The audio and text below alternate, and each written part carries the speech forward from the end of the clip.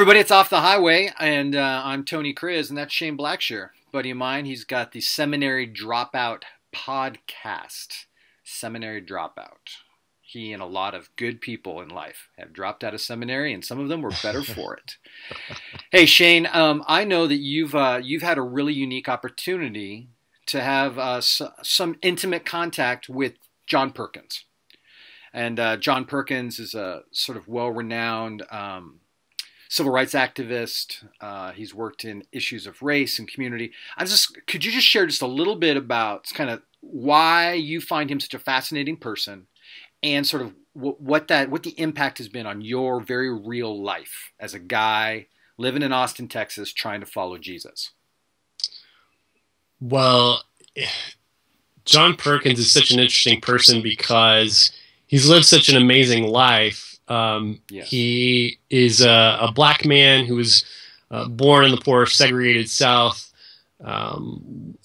tortured by law enforcement after falsely being arrested, and has found his hope in Jesus and is unapologetically a Christ follower. And so I feel like he's a living legend, you know, like we wish Martin Luther King was still around today, or there are people like him. And the thing is, there is, and John Perkins is one of those people.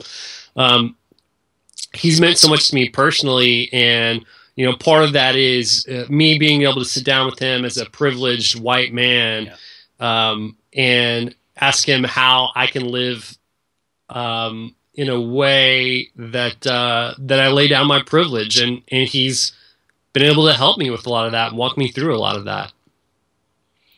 As one of the founders of Christian community development, and you know, really, what does it mean to be a neighbor in an unjust world, in a world that's ruled by injustice in many ways? How has that affected you as trying to be a neighbor in your space?